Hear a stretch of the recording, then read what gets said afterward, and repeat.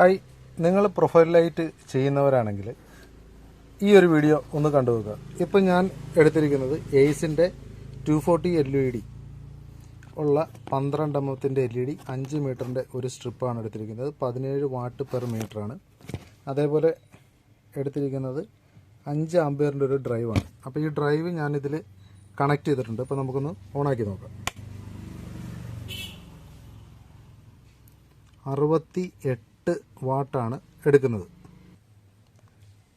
ഇപ്പോൾ ഇത് എടുക്കുന്ന വോൾട്ടേജ് എന്ന് പറയുന്നത് SMPSൻ്റെ ഔട്ട് എന്ന് പറയുന്നത് 11.28 വോൾട്ടേജാണ്. 12 വോൾട്ടിൻ്റെ SMPS ആണ്.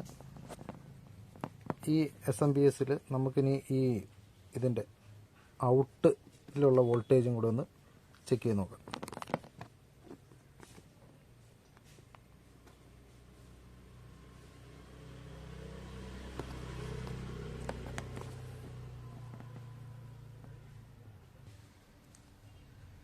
ഇതിപ്പോൾ ഔട്ടിലുള്ള വോൾട്ടേജ് എന്ന് പറയുന്നത് ഈ സ്ട്രിപ്പിൻ്റെ ഔട്ടിലുള്ള വോൾട്ടേജ് 9.48 ആണ്.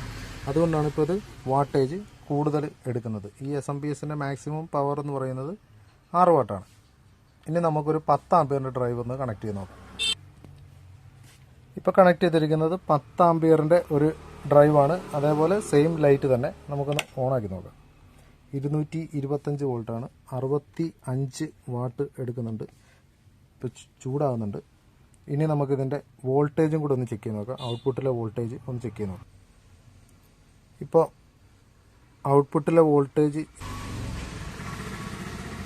9.5 വോൾട്ട് തന്നെയാണ്. അപ്പം ഇപ്പോൾ 60 വാട്ടേ എടുക്കുന്നുള്ളൂ.